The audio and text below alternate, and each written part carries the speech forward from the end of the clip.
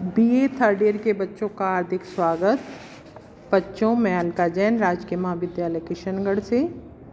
बच्चों, गत कालांशों में हमने हरिओं जी की कविता प्रिय प्रभास से उनका 12वां सर्ग इंद्र का गर्भहरण पढ़ा, एक बूंद कविता का अध्ययन किया और एक तिनका कहानी का व्याख्या भी हमने की। बच्चों, अब हम हरिओं जी की काव्य साधना पर चर्चा करेंगे।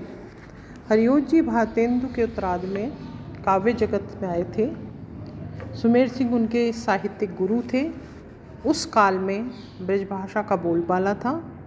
हरिओं जी ने ब्रजभाषा में कविता लिखना प्रारंभ किया था और ब्रजभाषा में ही उन्होंने अपनी प्रथम पुस्तक कृष्ण शतक भी लिखी थी। इस पुस्तक की मौलिकता और नवीनता का आभास नहीं मिलने पर जो 100 दोहों में उन्होंने ये पुस्तक को संग्रहित कर लिखा था, वे कृष्ण के परम ब्रह्म की और कृष्ण की उपासना के रूप में लिखी गई थी। ये सभी दोहें लगभग 17 वर्ष की अवस्था में लिखे थे। इनमें विचार या भाषा की दृष्टि से किसी प्रकार की नवीनता नहीं है। इसके बाद कवि का प्रयास चलता रहा और 1895 में उनका विवाह हुआ। रुक्मणी से उनका विवाह हुआ और 3 माह के बाद प्रद्युम्न विजय व्यायोग की रचना उन्होंने की। व्यायोग की रचना नाट्य रसिकों को ध्यान में रखकर की गई थी, परंतु प्रताप नारायण मिश्र के कथना के अनुसार उसमें नाटक प्रेमियों के अतिरिक्त कविता प्रेमियों को अधिक स्वाद मिला। रुक्मणी परिणय में हरिओं जी ने कृष्ण को मानव रूप में अंकित करने का प्रयास किया था। इसके बाद कवि की 3 रचनाएं प्रकाशित हुईं, प्रेमांबु वारिधि, प्रेमांबु प्रभा और प्रेमांबु प्रसवन। ये तीनों रचनाएं विचार की दृष्टि से कवि के अध्ययन काल की ही द्योतक है। कृष्ण के प्रति कवि के विचार अभी दृढ़ नहीं हो पाए थे। इन रचनाओं में कहीं तो कृष्ण को ब्रह्म के रूप में चित्रित किया तो कहीं पर मानव के रूप में। कवि हरिओं कहीं परंपरागत विचारों से प्रभावित दिखाई देते हैं तो कहीं पर कवि के हृदय में कृष्ण के चरित्र का नवीनीकरण करने की उमंग दिखाई देती है।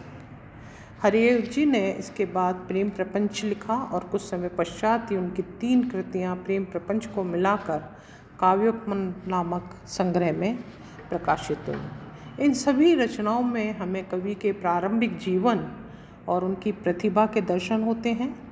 प्रभाव काल की रचनाएं होने के कारण इनमें हमें किसी गंभीर जीवन दृष्टि के दर्शन नहीं होते और न ही कोई नवनीता पाठक को आकर्षित करती है, परंतु वे सभी कविताएं भारतेंदु काल प्रमुख विशेषताओं से युक्त हैं और ऐतिहासिक समय निर्धारण में ये सभी रचनाएं भारतेंदु काल की हैं। द्विवेदी युग के आगमन के साथ ही काव्य के क्षेत्र में पर्याप्त परिवर्तन आया और ब्रज के स्थान पर खड़ी बोली काव्य की भाषा बन रही थी। द्विवेदी जी के अथक प्रयास से काव्य की भाषा में सुधार हो रहा था। हरिओं जी पर भी इसका प्रभाव पड़ा। हरिओं जी ने अभी तक उर्दू के छंदों को हिंदी के लिए उपयुक्त समझकर उनमें पहल रचना की। हरिओं जी ने खड़ी बोली को काव्य के लिए उपयुक्त समझा और उसका प्रयोग प्रारंभ किया। इस प्रकार की मनोवृत्ति कुछ समय तक चलती रही, परंतु आचार्य महावीर प्रसाद द्विवेदी के आंदोलन के कारण खड़ी बोली का पूर्ण प्रचार हुआ।